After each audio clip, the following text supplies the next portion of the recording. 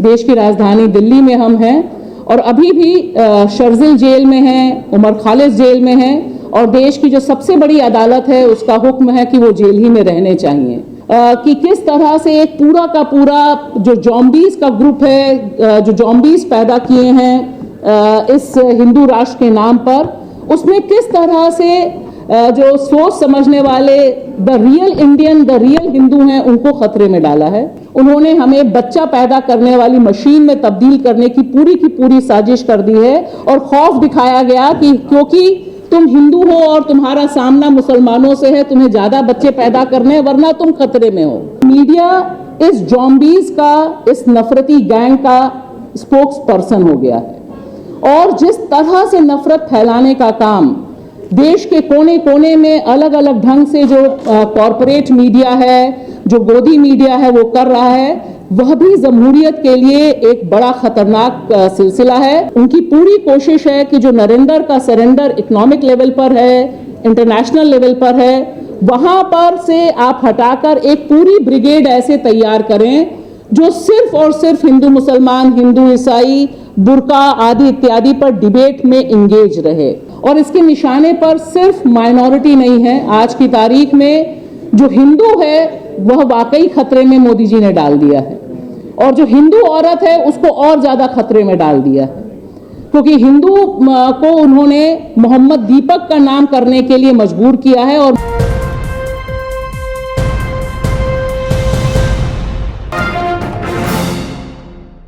जिस समय नरेंद्र के सरेंडर की कहानी चल रही है पार्लियामेंट में और देश में, उस समय हम यहाँ तमाम लोग जो बैठे हैं, ये देश के कॉन्स्टिट्यूशन को कैसे मनुस्मृति के आगे सरेंडर करवाया जाए उस खतरे से हम रूबरू हैं। तो दोनों तरह के सरेंडर इस समय चैलेंज के तौर पर हमारे सामने हैं। और सबसे पहले तो मैं दिल से शुक्रिया अदा करूंगी कि इस तरह का आयोजन, इस तरह की एक गैदरिंग होनी बहुत ज़रूरी है। अक्सर जब हम जाते हैं तो दो चीज़ें हमारे सामने आती हैं। कई लोगों को लगता है, कई दोस्तों से जब हम बात करते हैं वो कहते हैं कि इन तमाम चीज़ों का सतह पर लाना, टेबल पे लाने से क्या फ़ायदा है, हमें स्ट्रगल ज़मीन पर करना चाहिए, वहाँ जाना चाहिए, जैसे दोनों चीज़ें अलग अलग हैं। और मुझे लगता है कि दोनों चीज़ें एक साथ होनी आज की तारीख में उसी तरह से ज़रूरी हैं जैसे जब जर्मनी में हिटलर का नाजीवाद चल रहा था, उसके खिलाफ जब स्ट्रगल चल रहा था, उसके खिलाफ कल्पना करना, मतलब हमने तो कभी सोचा नहीं था कि ये दौर इस मुल्क में हम देखेंगे। उस समय जो स्ट्रगल चला, जो डॉक्यूमेंटेशन हुआ था, अगर वो डॉक्यूमेंटेशन नहीं हुआ होता तो शायद आज भारत में हम ये तुलना नहीं कर सकते थे कि उस दौर में क्या हो रहा था और आज के दौर में क्या हो रहा है। तो इस तरह की गैदरिंग करना, मैं जो ऑर्गेनाइजर्स हैं उनको दिल से शुक्रिया अदा करती हूँ कि आपकी यह जो कोशिश है, यह कोशिश दरअसल जो जख्म तमाम जगहों पे बिखरे हुए हैं और उन जख्मों को कैसे ठीक किया जा सकता है, उनके दुख को कैसे सतह पर लाया जा सकता है, बातचीत हो सकती है, क्योंकि दुख जब गहरा होता है तब डायलॉग होना बहुत ज़रूरी होता है, क्योंकि दुख एक खौफ पैदा करता है। और मुझे लगता है देश की राजधानी दिल्ली में हम हैं और अभी भी शर्जिल जेल में हैं, उमर खालिद जेल में हैं और देश की जो सबसे बड़ी अदालत है उसका हुक्म है कि वो जेल ही में रहने चाहिए। तो अगर हम उनके बारे में बात नहीं करेंगे, ये जो तमाम अलग अलग जगहों पे जिस तरह से जुल्म की एक पूरी सिलसिला है, वो सिर्फ मुसलमान, सिर्फ ईसाई, सिर्फ माइनॉरिटी पर ही नहीं, मैं ये बात ज़रूर यहाँ पर कहना चाहूँगी कि दरअसल तीन तरह के जो संकट हैं, कि हम सब जानते हैं कि ये कॉन्स्टिट्यूशन हमारे आइन पर सबसे बड़ा हमला है और आइन पर बहुत सोच समझकर ये हमला किया गया है और इसके निशाने पर सिर्फ माइनॉरिटी नहीं है, आज की तारीख में जो हिंदू है वह वाकई खतरे में मोदी जी ने डाल दिया है और जो हिंदू औरत है उसको और ज्यादा खतरे में डाल दिया है, क्योंकि हिंदू को उन्होंने मोहम्मद दीपक का नाम करने के लिए मजबूर किया है और मोहम्मद दीपक के खिलाफ जिस तरह से पागलपन फैला हुआ है, अभी कई दोस्तों से मैं बात करते हुए आ रही थी कि किस तरह से एक पूरा का पूरा जो जॉम्बीज का ग्रुप है, जो जॉम्बीज पैदा किए हैं इस हिंदू राष्ट्र के नाम पर, उसमें किस तरह से जो सोच समझने वाले the real Indian, the real Hindu हैं, उनको खतरे में डाला है। और दूसरी बात मैं यहाँ से ज़रूर कहना चाहूँगी कि हिंदू औरतों, हम हिंदू, अगर उनके निगाह में अगर मैं हिंदू हूँ तो हम हिंदू औरतों को किस तरह से उन्होंने संकट में डाला है। हमें बड़ी मुश्किल से जो इस आईन ने बराबरी का हक दिया था, हमारे शरीर पर जो हक दिया था हमें, वो छीनने के लिए उन्होंने हमें बच्चा पैदा करने वाली मशीन में तब्दील करने की पूरी साजिश कर दी है। और खौफ दिखाया गया कि क्योंकि तुम हिंदू हो और तुम्हारा सामना मुसलमानों से है, तुम्हें ज्यादा बच्चे पैदा करने हैं, वरना तुम खतरे में हो। तो संकट बहुत चौतरफा है, लेकिन इसका कहने का मतलब ये नहीं है कि जो माइनॉरिटी पे और खास तौर से मुसलमानों पर जो हमला है, वो उसको जो एक नॉर्मलाइज कर दिया है, वह नॉर्मलाइज जिस तरह से किया गया है उसके खिलाफ आवाज उठानी जरूरी है। साथ ही साथ मैं यह भी कहना चाहूंगी कि मैं जिस पेशे से आती हूँ, मैं मीडिया कर्मी हूँ, सहाफी हूँ, मुझे बड़ी शर्मिंदगी महसूस होती है कि मैं मीडिया को रिप्रेजेंट करती हूँ या अभी भी काम कर रही हूँ, क्योंकि मीडिया इस जॉम्बीज का, इस नफरती गैंग का स्पोक्स पर्सन हो गया है। और जिस तरह से नफरत फैलाने का काम देश के कोने कोने में अलग अलग ढंग से जो कॉरपोरेट मीडिया है, जो गोदी मीडिया है, वो कर रहा है, वह भी जमहूरियत के लिए एक बड़ा खतरनाक सिलसिला है। इसमें दो चीजें हुई हैं कि एक तरफ वह मीडिया है और दूसरी तरफ यह मीडिया है। अगर वह मीडिया इतना ज्यादा जॉम्बीज का स्पोक्स पर्सन ना हुआ होता, नफरती गैंग का स्पोक्स पर्सन ना हुआ होता, तो शायद आज हमारे सामने जो सोशल मीडिया, जो यूट्यूबर्स हैं, जिनकी एक पहुंच और पूछ बहुत तगड़ी बड़ी है, वो हमारे सामने इस तरह से ना आई होती।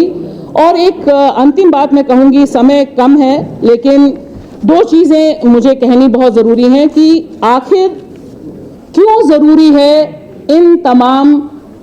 जो अलग अलग इंसिडेंट हैं उनको एक साथ पेश करने की, क्योंकि इंसिडेंट रुक नहीं रहे। सिर्फ संभल पे बात कीजिए, अभी आते आते आपको एक और इंसिडेंट दिखाई देगा। अभी आप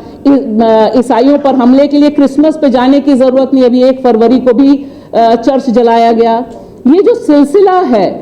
यह सिलसिला एक सुनियोजित साजिश के तहत है। दरअसल उनकी पूरी कोशिश है कि जो नरेंद्र का सरेंडर इकोनॉमिक लेवल पर है, इंटरनेशनल लेवल पर है, वहां पर से आप हटाकर एक पूरी ब्रिगेड ऐसे तैयार करें जो सिर्फ और सिर्फ हिंदू मुसलमान, हिंदू ईसाई, बुर्का आदि इत्यादि पर डिबेट में इंगेज रहे। ये जो एक खौफ का साया है और उसमें जो नॉर्मलाइज करने की साजिश है, मुझे लगता है हम सबको यह सोचना बहुत जरूरी है कि अगर वो हिंसा को, लिंचिंग को, किलिंग को, बुल्ले शाह की मजार को, हर जगह पर हमले को एक नया इंडिया का नया नॉर्मल बनाना चाहते हैं, तो क्या इधर से जो रेजिस्टेंस है, सबसे बड़ी बात है कि जो रेजिस्टेंस है इसके खिलाफ, मुझे लगता है जितनी फैक्ट फाइंडिंग होती है, अभी इसी ऑर्गेनाइजेशन ने जो फैक्ट फाइंडिंग उत्तराखंड में की, जिसे रिलीज किया गया, ये सारे जो प्रयास हैं, ये सारी जो कोशिशें हैं, मुझे लगता है ये सारी कोशिशें अमन की दिशा में कोशिशें हैं, मोहब्बत की दिशा में कोशिशें हैं, क्योंकि इससे इस बात की तस्दीक होती है कि मेरा वतन तुम्हारे आगे सरेंडर नहीं है। मेरा वतन अभी भी खड़ा हुआ है, मजबूती से खड़ा हुआ है। और जो महिलाएं इसमें सामने आ रही हैं इस नफरती ब्रिगेड के खिलाफ, उत्तराखंड में 2 महिलाएं, अभी आते आते मैंने तीसरी महिला से भी बात की, जो सीधे सीधे कह रही है कि ये मेरा वतन है और मैं इन तमाम लोगों के समर्थन में खड़ी हूं। हमें इसे एम्प्लीफाई करने की जरूरत है, हमें इसे और बढ़ाने की जरूरत है, इस संदेश को फैलाने की जरूरत है कि सारे लोग, जितना हमला तेज है उस तरफ से उसका रिजिलियंस, उसका जवाब भी बहुत तेज है। तो मुझे लगता है इस तरह की जो बैठकें हैं, इस तरह की जो छोटी बड़ी मीटिंग्स हैं, ये देश की राजधानी दिल्ली के साथ साथ बाकी तमाम इलाकों में भी होनी चाहिए, ताकि लोगों के ऊपर जो खौफ का साया द ग्रेट हिंदू राष्ट्र की फोर्सेस लिंच कर रही हैं, उस खौफ के साए को हम काट सकें, ज्यादा से ज्यादा पढ़ा जाए, ज्यादा से ज्यादा रिपोर्ट किया जाए। और मुझे लगता है कि ये एक बहुत जरूरी काम है, यह बताने के लिए कि मेरा वतन तुम्हारे आगे लम्बलेट नहीं है। हम सब हैं जो वतन के रखवाले और मतवाले हैं। इसमें हम कंधा से कंधा मिला के एक इंसिडेंट से दूसरे इंसिडेंट लड़ाई लड़ेंगे। अदालतों से कितना न्याय मिलेगा इसके बारे में मुझे लगता है कि जो जज हैं वो भी नहीं बता सकते हैं, तो यहाँ तो तमाम लड़ाइयाँ चल रही हैं। लेकिन लड़ाई के हर स्वरूप, हर प्लेटफॉर्म का फुल इस्तेमाल करना आज की तारीख में ज़रूरी है, चाहे वो पार्लियामेंट हो, चाहे वो मीडिया हो, चाहे वो हमारा अदालतों के दरवाजे हों, उन्हें खटखटाना ज़रूरी है। और साथ ही साथ अंत में मैं कहूँगी कि जो ये एट्रॉसिटी है, उस एट्रॉसिटी में ही जो नागरिकता छीनने का अभियान चल रहा है, जो SIR का एक क्रूएल फॉर्म हमारे सामने है, जहां मुख्यमंत्री हेमंत विश्व शर्मा एक तरह से बयान देके उसे पूरी तरह से बेनकाब कर देते हैं कि ये कम्युनल एजेंडा है। इसमें भी हम कैसे बात कर सकते हैं, लोगों तक पहुंचा सकते हैं, क्योंकि ये मुल्क के सर्वाइवल की लड़ाई है। और मुझे खुशी है कि हम सब इस लड़ाई में कदम ताल एक साथ कर रहे हैं। शुक्रिया।